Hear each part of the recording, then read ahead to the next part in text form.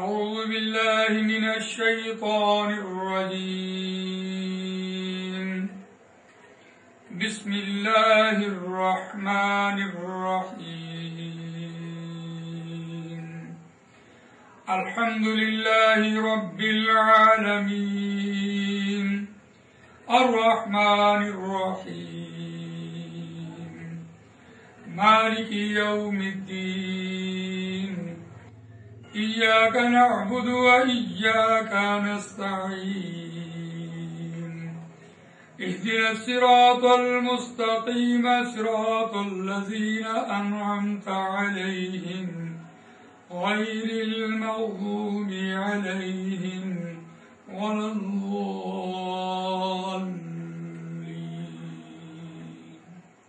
آمين. الذين آتيناهم الكتاب يتلونه حق تلاوته أولئك يؤمنون به ومن يكفر به فأولئك هم الخاسرون. صدق الله العظيم. الحمد لله الذي هدانا لهذا وما كنا لنهتدي لولا أن هدانا الله. رب اشرح لي صدري ويسر لي أمري واحلل عقدة من لساني يفقهوا قولي. اللهم أرنا الحق حقا وارزقنا اتباعه وأرنا الباطل باطلا وارزقنا اجتنابه آمین یا رب العالمین.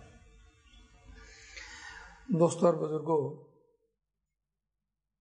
عربی گرامر کورس کے حوالے سے ہم آپ کے سامنے رہنمائی ترجمۃ القرآن کتاب کے حوالے سے کچھ آغاز کر رہے ہیں. پہلی بنیادی بات جو ہے کہ آج تک جتنی بھی عربی کتابیں دیکھنے کی ملی ہیں اس کا سلیبس ایک نہیں،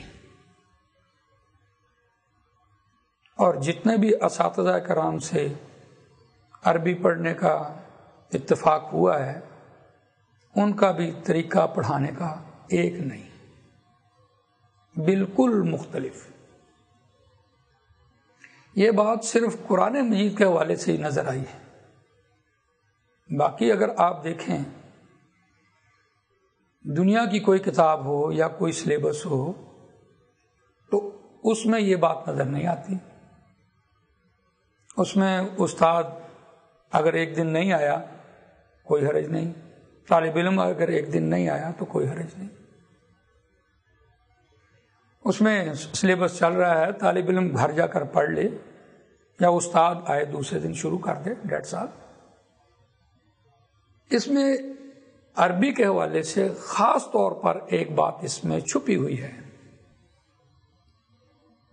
وہ یہ ہے کہ جس استاد سے آپ نے عربی پڑھنا شروع کی ہے اگر آپ ایک لیکچر بھی اس کا مس کرتے ہیں تو آپ دوسرا لیکچر اس کو میٹ نہیں کر سکتے.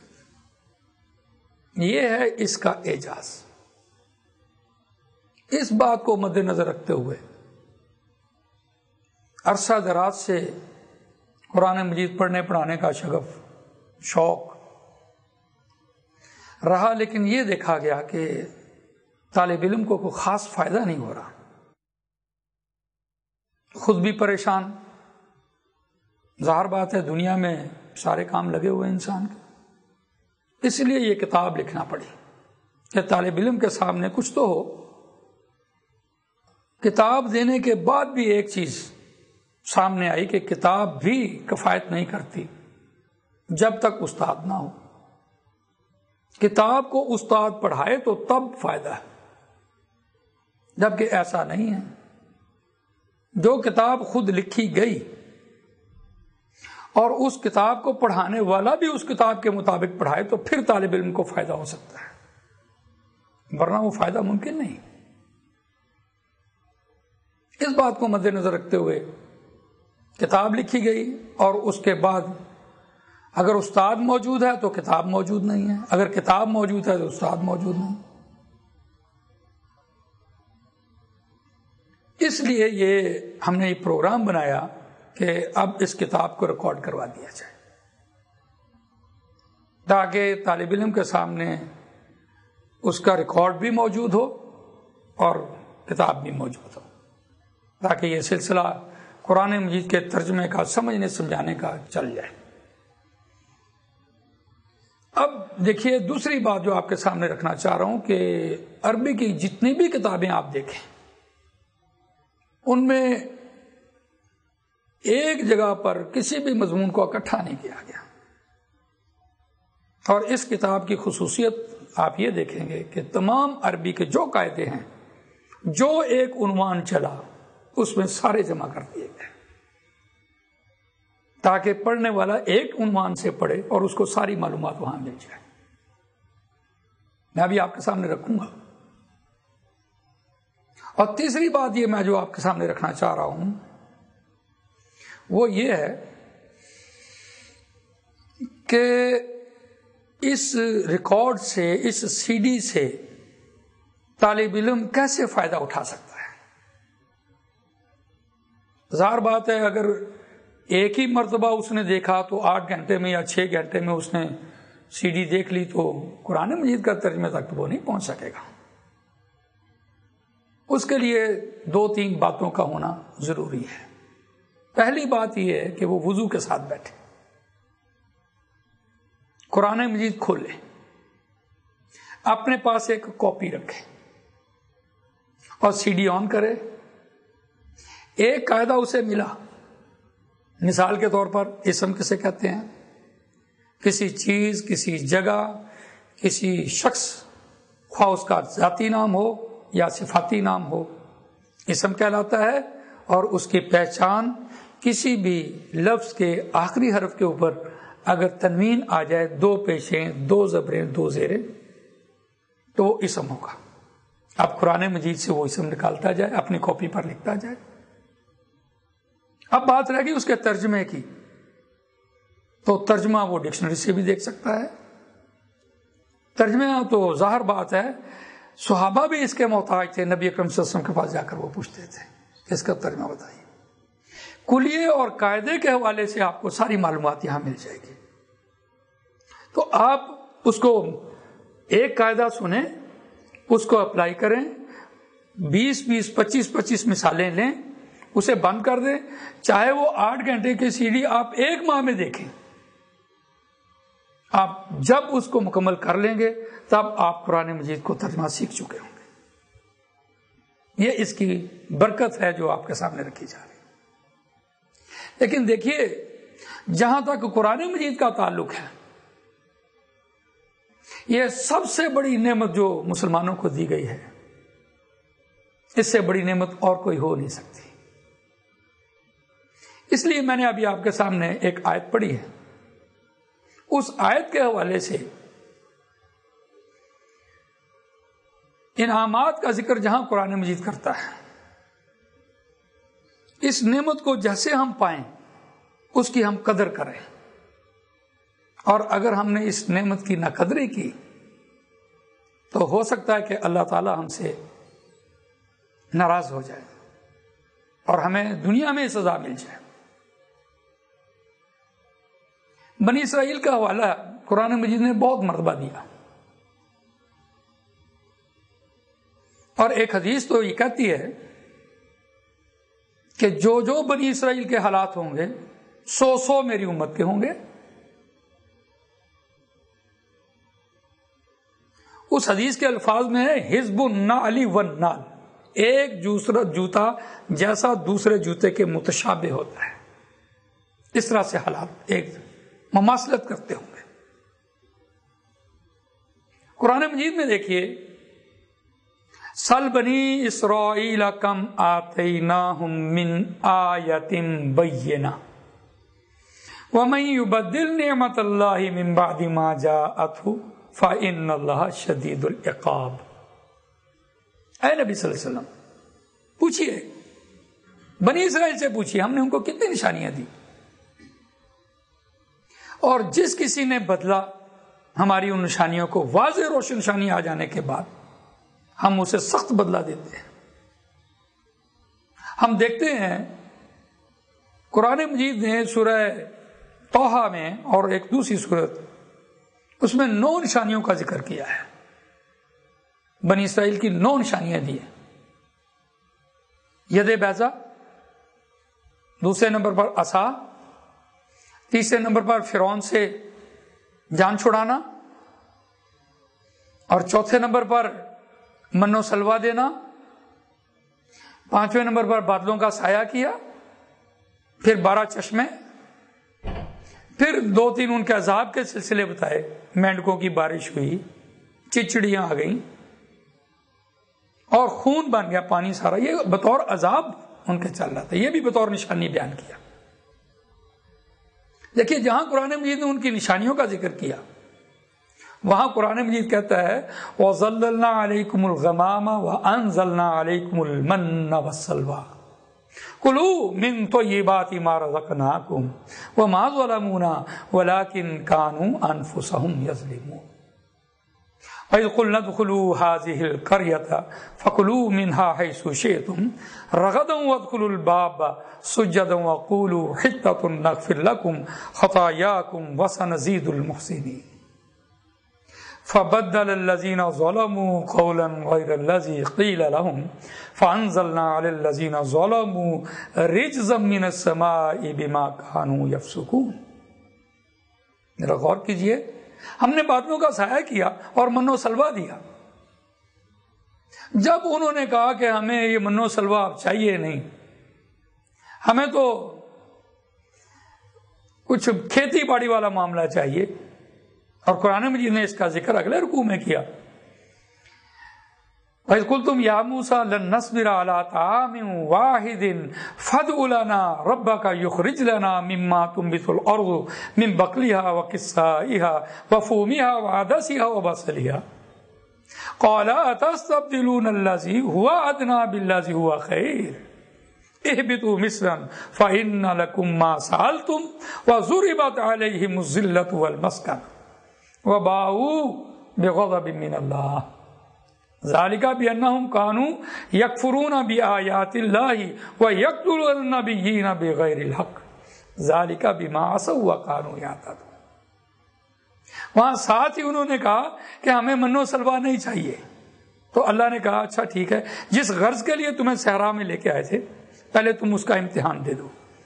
اس شہر میں داخل ہو جاؤ عاجزی اختیار کرتے ہوئے اور بخشش مانگتے ہوئے اور ایک دوسرے کے ساتھ احسان کرتے ہوئے. ہاں تو ہم تمہیں دے دیں گے. اب اس میں کیا کیا انہوں نے؟ ایک تو عاجزی کی نہیں، اور دوسرا انہوں نے ہتا کو ہنتا کہنا شروع کر دیا، اور تیسرا انہوں نے ظلم جیسے وہ کر رہے تھے بنی اسرائیل ویسے کرتے چلے آئے. لیکن پھر بھی اللہ تعالیٰ نے ان کا امتحان لینے کے بعد بھی انہوں نے کہا اچھا جاؤ، تمہیں جو مانگا ہے تم نے ہم نے تم کو دیا.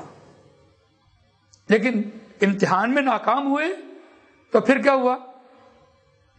وَضُرِبَتْ عَلَيْهِمُ الذِّلَّةُ وَالْمَسْكَنَةُ، ذلت اور مسکنت ان کا طاری کر دی گئی جو آج تک طاری ہے.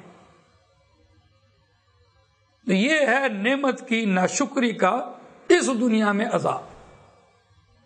تو جو آپ سے عرض کر رہا تھا کہ قرآن مجید امت مسلمہ کو بطور نعمت دیا گیا. ایک نعمت ہی نہیں، ہم انسان بنے، ہم نبی اکرم صلی اللہ علیہ وسلم کی امت میں پیدا ہوئے، ہم کسی ہندو کے گھر نہیں پیدا ہوئے، ہم کسی غیر مسلم ملک میں نہیں پیدا ہوئے، ہم مسلمانوں کے ملک میں مسلمان کے گھر پیدا ہوئے. یہ بھی انعامات ہیں، اور اللہ نے ہمیں خطہ دیا، یہ بھی ایک انعام ہے. اور اس کے بعد تو انعامات کی مچھاڑ کر دی. انعامات جیسے انعامات، آپ سوئی گیس دیکھیں بھارت میں کہاں ہے. یہ ناشکر ہیں ہم لوگ. اور سب سے بڑی نعمت قرآن مجید. اور قرآن مجید کے حوالے سے جو بات کہی قرآن نے کیا کہا؟ قرآن کہتا ہے وَمِنْ حَيْثُ خَرَجْتَ فَوَلِّ وَجْهَكَ شَطْرَ الْمَسْجِدِ الْحَرَامِ وَحَيْثُ مَا كُنْتُمْ فَوَلُّوا وُجُوهَكُمْ شَطْرَهُ لِئَلَّا يَكُونَ لِلنَّاسِ عَلَيْكُمْ حُجَّةٌ إِلَّا الَّذِينَ ظَلَمُوا مِنْهُمْ فَلَا تَخْشَوْهُمْ وَاخْشَوْنِي وَلِأُتِمَّ نِعْمَتِي عَلَيْكُمْ وَلَعَلَّكُمْ تَهْتَدُونَ. ذرا غور کیجئے، یہ نعمت دی جا رہی تھی، اور اس نعمت سے پہلے کیا کہا کہ اپنی پرائرٹی ہے مسلمانوں، اپنی پرائرٹی بدل لو، اپنی ترجیح بدلو۔ ہاں، تم نے اگر اپنی ترجیح بدل لی، پرائرٹی کو اختیار کیا، دین، اسلام اور قبلہ خاص طور پر اس قبلے کو چھوڑا اور اس قبلے کو اختیار کیا، خانہ کعبہ کو، تو جیسے بھی حالات ہوئے، اگر تمہارے خلاف، تم نے اس بات کو پوری دنیا میں ببانگ دہل پہنچا دینا ہے، تاکہ کوئی بھی لِأَلَّا يَكُونَ لِلنَّاسِ عَلَيْكُمْ حُجَّةٌ، تاکہ کوئی تمہارے خلاف بطور حجت نہ لے آئے۔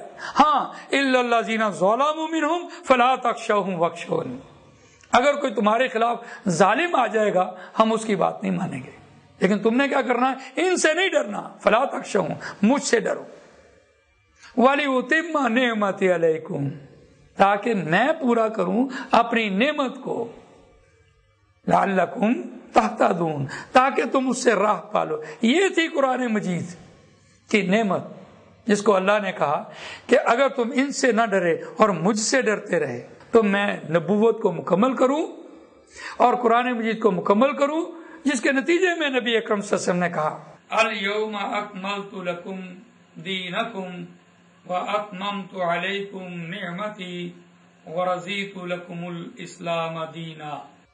اور آخری خطبے میں آپ دیکھیے، یہ تھا تاکہ دنیا، آنے والی دنیا جو ہے، اس قرآن مجید سے اپنے نظام کو بدل لے، رہنمائی لے لے اس سے۔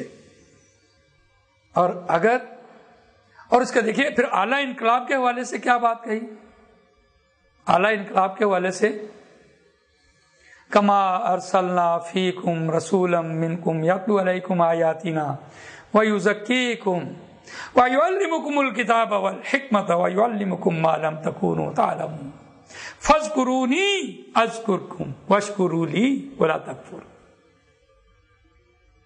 تم مجھے یاد کرو گے، میں تمہیں یاد کروں گا۔ اس اعلیٰ انقلاب سے تم آگے دنیا پر چھا جاؤ گے۔ رسول اللہ صلی اللہ علیہ وسلم نے اس کو پیش کیا ہے۔ ہاں، جب آپ اس کو پیش کریں گے تو آگے کہا یا ایھا الذین آمنوا استعینوا بالصبر والصلاۃ ان اللہ مع الصابرین ولا تقولوا لمن یقتل فی سبیل اللہ اموات بل احیاء ولکن لا تشعرون۔ مردہ مت کہو، اس راستے میں آؤ گے تو نماز سے اور صبر سے مدد حاصل کرو۔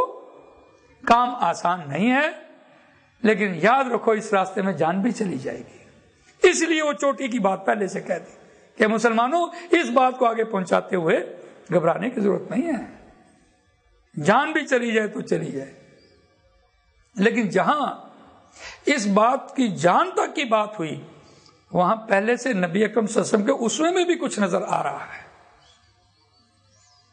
جو آیت آپ کے سامنے پہلی پڑھی گئی، الذین آتیناہم الکتاب یتلونہ حق تلاوتہ اولئک یؤمنون بہ ومن یکفر بہ فاولئک ھم الخاسرون۔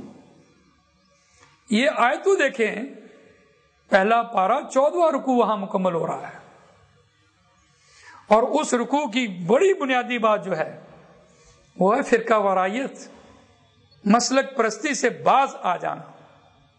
اس کے آخر میں یہ بات ایک نسخے کے طور پر بیان کی، الذین آتیناہم الکتاب یتلونہ۔ پہلے مسلمانوں کو وہاں تک پہنچنے کے لیے قرآن مجید سے رہنمائی لینی ہوگی، اور قرآن مجید جو رہنمائی دے رہا ہے